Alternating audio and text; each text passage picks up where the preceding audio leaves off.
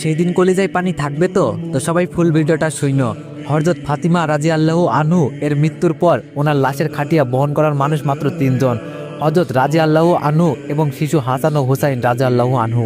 হযরত আলী ভাবছিলেন যে খাটিয়া বহন করার জন্য মানুষ আরও একজন প্রয়োজন, তবেই চার কোনায় 4 জন কাঁধে নিতে পারবেন।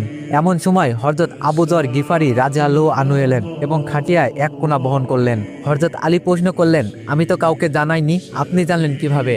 হযরত আবু যর গিফারি রাদিয়াল্লাহু আনহু বলেন, আমি আল্লাহর রাসূল সাল্লাল্লাহু আলাইহি সাল্লামকে স্বপ্নে দেখেছি। তিনি বলেন, হে আবু যর, আমার ফাতিমার লাশ বহন করার লোকের অভাব, তুমি গিয়ে একটু ধরো। হযরত আবু যর গিফারি রাদিয়াল্লাহু আনহু কবরের কাছে গিয়ে বললেন, হে কবর, আজ তোমার মধ্যে কি আসছে জানো?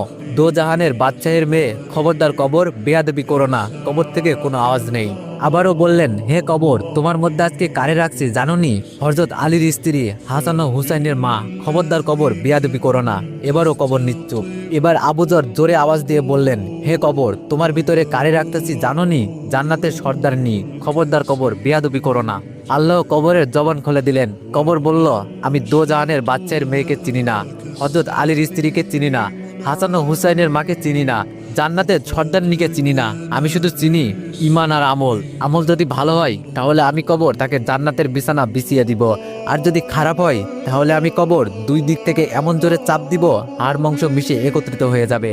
একটু চিন্তা করে দেখুন তো, যদি হযরত মুহাম্মদ সাল্লাল্লাহু আলাইহি সাল্লামের আদরের মেয়ে, যাকে জান্নাতের সর্দারনি বলা হয়েছে, ওনার জন্য যদি কবর এমন হয়, তাহলে আমরা কিসের আশায়, কি চিন্তা করে আল্লাহর হুকুম থেকে এত গাফেল ভুলে আসি? আল্লাহ আমাদের ঈমান ও নেক আমল নিয়ে কবরে যাওয়ার তৌফিক দান করুন। আমিন।